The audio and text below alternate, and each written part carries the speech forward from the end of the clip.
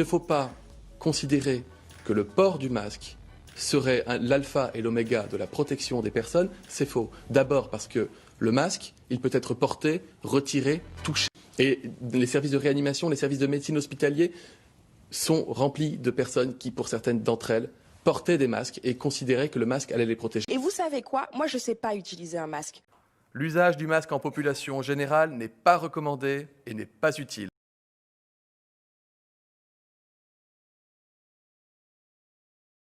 Le business des otages. Donc concernant le business des otages, moi ma position elle est simple, elle est claire. Ça consiste à ne payer aucune rançon. Donc je le dis, je le maintiens, contrairement à la position française qui consiste à payer d'énormes rançons, de libérer des terroristes. Moi ma position est simple. On ne paye aucune rançon, on ne libère personne. Par contre, je serais partisan de créer une unité spéciale afin de libérer les otages, français évidemment, ou même d'autres otages, à condition qu'un pays ami nous le demande. Donc, je répète, la France pourrait constituer une unité militaire capable de libérer des otages un peu partout à travers le monde.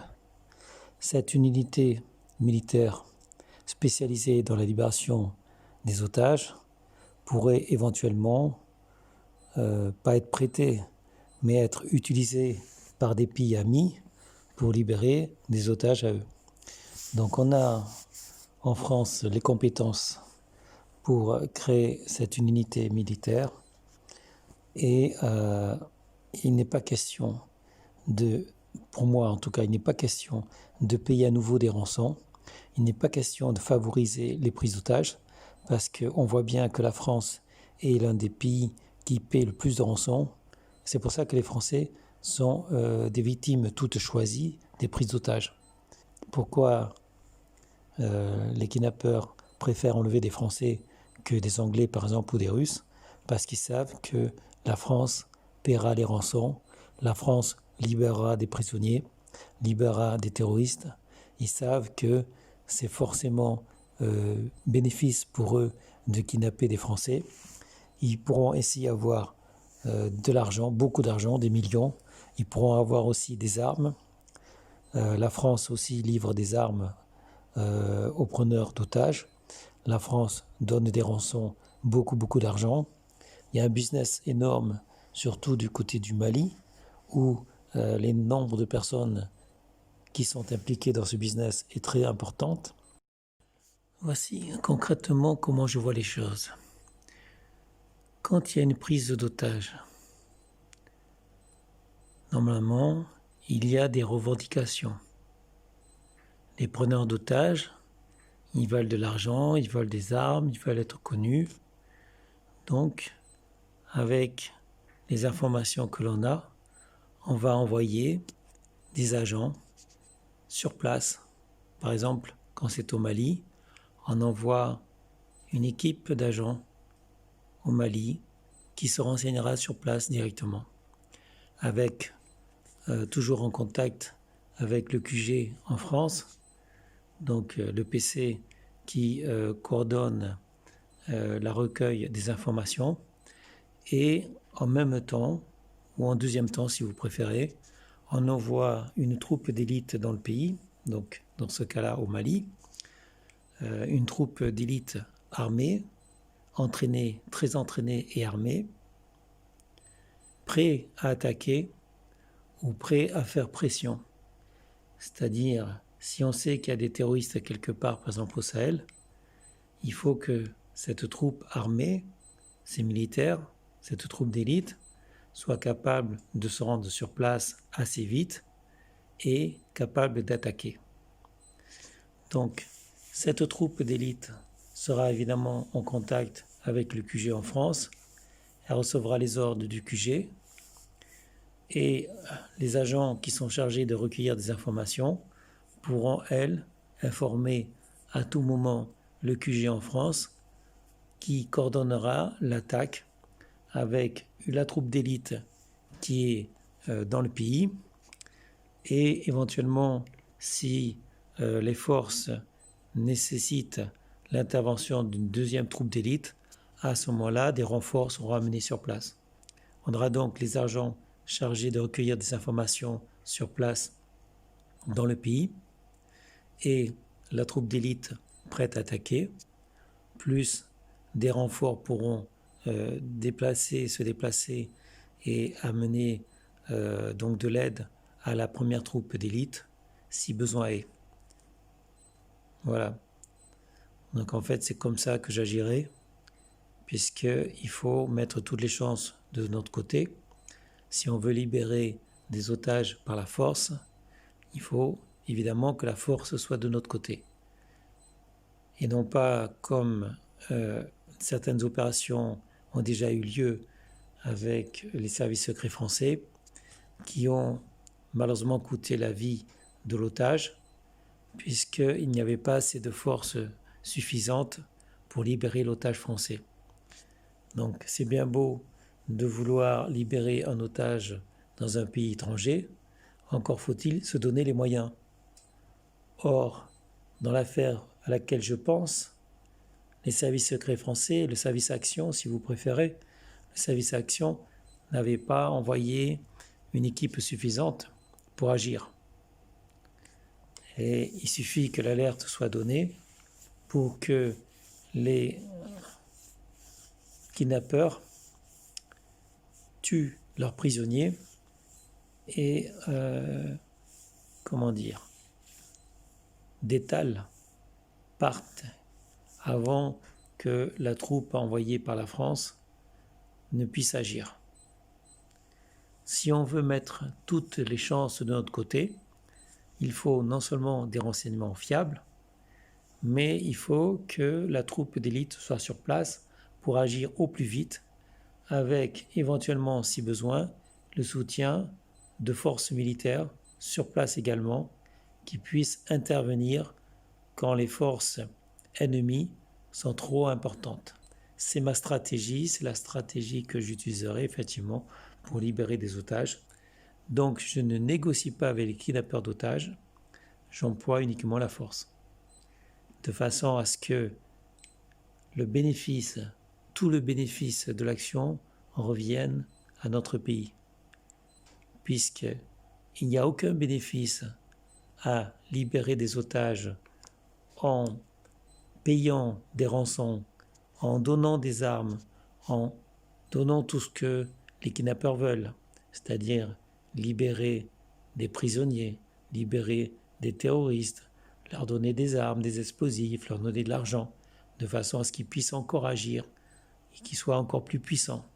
Au contraire, si vous leur donnez rien, mais qu'en plus vous les privez d'une partie de leur force, à ce moment-là, les kidnappeurs ne pourront plus kidnapper. Ils seront devenus faibles. Ils n'auront plus les moyens de pouvoir agir. Ils n'auront plus les moyens de pouvoir se battre. Quand on a un ennemi, on le combat. On ne lui fournit pas en armes, en argent, en moyens. C'est ce que malheureusement la France fait. La France fournit à l'ennemi tout ce qu'il a besoin de façon à ce que l'ennemi puisse continuer à agir. C'est vraiment l'inverse de ce qu'il faut faire. Moi, je n'agirai pas avec la lâcheté qu'a notre gouvernement français. J'agirai avec suffisamment de force pour que ça fasse un exemple et que désormais les kidnappeurs n'osent plus jamais kidnapper d'otages français. Donc, avec moi, le business des prises d'otages français serait terminé. Parce que lorsque les ravisseurs s'aperçoivent que lorsqu'ils prennent des otages français, ils n'auront rien, ils ne gagneront rien, ni armes, ni argent, ni puissance, ni reconnaissance. Avec moi, les preneurs d'otages n'auront rien, si ce n'est le risque de voir débarquer chez eux une unité d'élite prête à tout pour récupérer les otages et surtout employer la force. Donc, je peux vous assurer que si j'étais au gouvernement, si j'étais à la présidence de la France, les prises d'otages de Français s'arrêteraient d'elles-mêmes, puisqu'il n'y aurait aucun intérêt pour les kidnappeurs de prendre des otages français dans le monde. Ils ne gagneraient rien, ni argent, ni gloire, ni armes.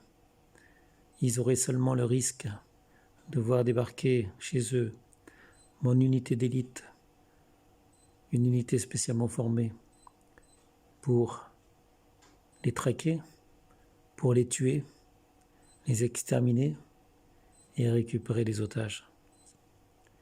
Parce que la priorité, c'est de mettre un terme à tout ça, de mettre un terme au business des prises d'otages. C'est un business qui dure depuis trop longtemps et à cause de la faiblesse de nos gouvernements français, à cause de la lâcheté qui négocie, qui continue à négocier avec des terroristes, mais avec les terroristes, on ne négocie pas. Avec les terroristes, on utilise de la force.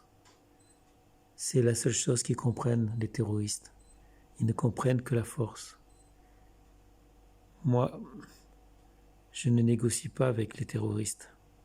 Les terroristes, il faut les exterminer. C'est la seule chose à faire. Si on veut y mettre un fin. C'est la seule chose à faire si on veut y mettre un terme définitif.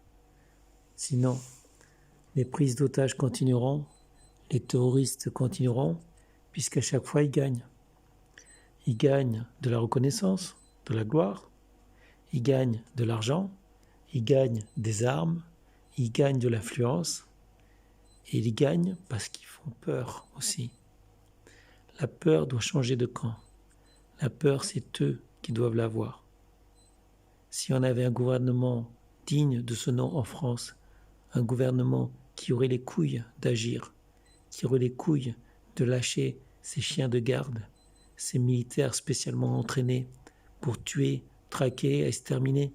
Si on avait en France un gouvernement qui a les couilles de faire ça, à ce moment-là, les choses changeraient, la peur changerait de camp. Voilà mes amis, c'est tout pour ce podcast, on va dire. C'est un enregistrement que j'ai fait avec mon téléphone portable, que je diffuserai avec une vidéo avec des images fixes. Voilà, sur ce, je vous souhaite une bonne journée ou une bonne soirée, ça dépend à quel moment vous voyez cette vidéo. Et je vous dis à très bientôt pour une prochaine vidéo. Pensez à vous abonner, pensez à regarder mes autres vidéos. Vous connaissez mon défi, avoir plus de 1000 abonnés dans un premier temps. Et voilà, c'est tout. Merci à tous.